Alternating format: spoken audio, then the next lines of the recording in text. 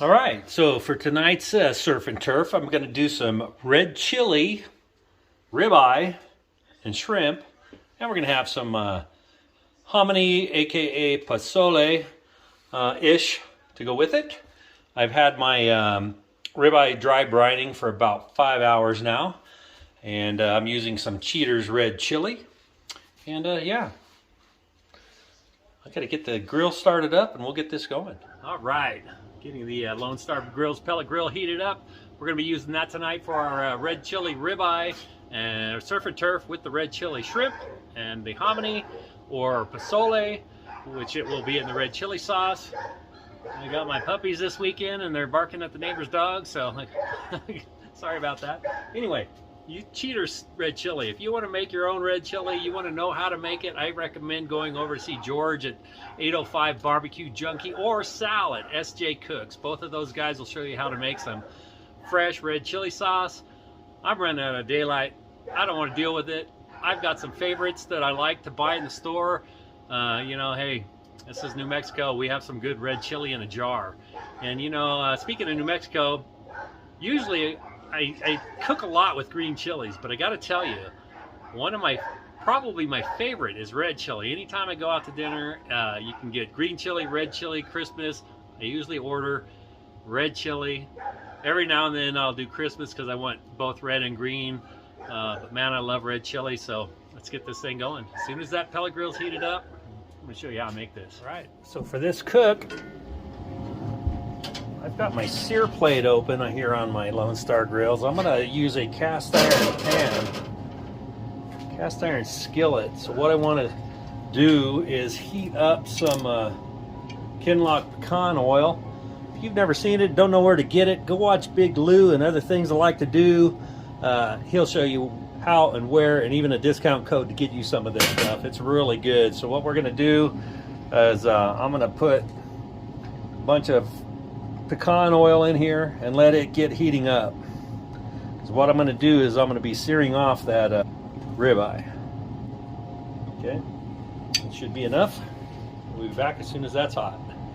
Right, we've got this up to it's about 400, 500, 400 degrees. See if we can get a sear on this ribeye. Pretty thick ribeye, so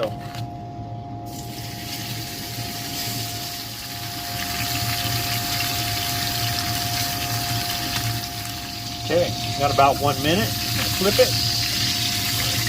sear it off on this side for a minute.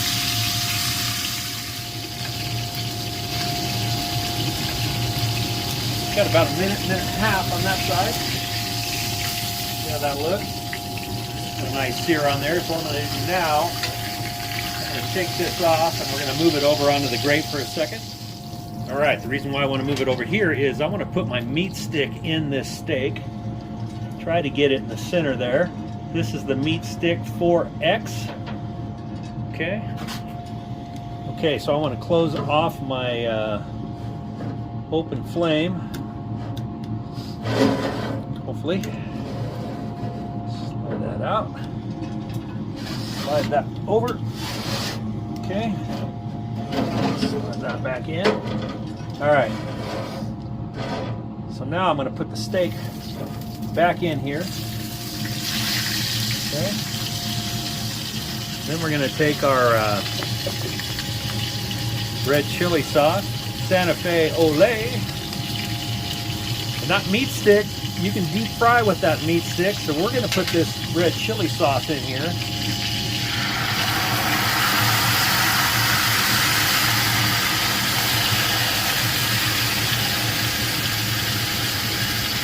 Just like that. We're going to let that go for just a couple of minutes and then we'll add our shrimp. All right. I'm going to turn this down to 300 degrees. So I got my shrimp here. I just put some SPG on the shrimp and we're just going to dump that right in there and let that cook right in the red chili sauce as well. And I've got my can of hominy I've gone ahead and I've drained it and rinsed it. So I'm going to pour that in right over here. I'm not going to pour all of it. I don't need all of that right now. So we're going to have our hominy right here cooking in the red chili sauce as well. We'll see how that meat stick does. It is submerged in the red chili. Like I said, you should be able to deep fry with the meat stick. So this is a good test for it, right? Okay, I'm going to close this up. We're going to let it go. We're going to try to get that steak up to about 125, 130, and we'll pull it. All right. Okay, the meat stick says it's at 125. Let me pull this out here so you can see it. Maybe. How about we just go up on top? Look at that. Red chili ribeye, some hominy and shrimp, surf and turf. Oh man, I'm gonna take this inside and we'll plate it up. Look at that. Gotta pull that meat stick out of there. Maybe.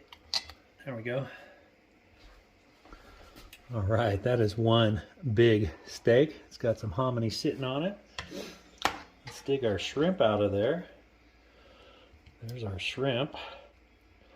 Look at that. Oh, like I said, I love red chili sauce.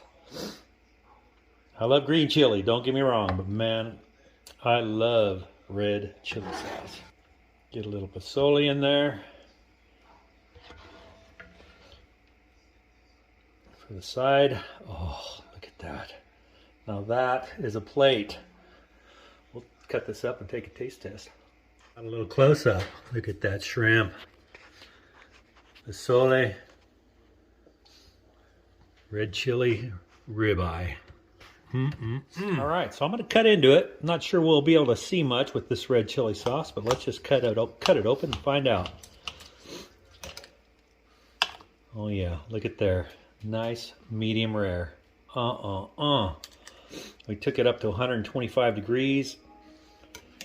Look at that. Oh, all right. We're gonna have to take a piece of this outside and give it a try, right? There you go. Red chili ribeye. It's more on the, probably the rare side than the medium rare, but man, you know it's gonna be good.